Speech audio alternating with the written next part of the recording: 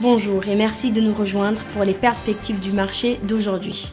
Thomas va nous rejoindre, puis la salle des marchés, pour nous parler des dernières évolutions. Thomas ? Binance a reçu l'approbation des régulateurs pour utiliser sa plateforme de crypto-monnaie en France. La société est désormais répertoriée en tant que fournisseur de services d'actifs numériques enregistré par l'AMF, l'organisme de surveillance des marchés boursiers français. Les indices boursiers américains ont légèrement augmenté à l'ouverture suite aux résultats positifs de sociétés telles que Starbucks et Advanced Micro Devices. L'organisme britannique de surveillance de la concurrence a déclaré que le London Stock Exchange Group et Quintal Group avaient jusqu'au 10 mai pour proposer des engagements acceptables afin d'éviter une enquête approfondie sur leur fusion. La dernière session a vu les actions Amazon perdre 1,8%, l'indicateur MACD donne un signal haussier, ce qui correspond à notre analyse technique globale.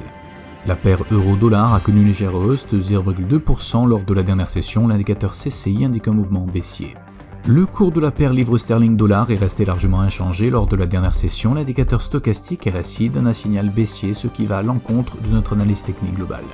La dernière session a vu le dollar australien gagner 0,9% contre le dollar américain, l'indicateur MACD indique un mouvement haussier. Les demandes initiales de prestations de chômage aux États-Unis seront publiées à 12h30 GMT, l'indice des prix à la consommation de Tokyo au Japon à 23h30 GMT, l'IPC de Tokyo au Japon à 23h30 GMT, la production industrielle de la France sera publiée à 6h45 GMT, les commandes d'usines en Allemagne à 6h GMT, les coûts unitaires du travail aux États-Unis à 12h30 GMT. Nous espérons que vous avez apprécié nos perspectives du marché d'aujourd'hui.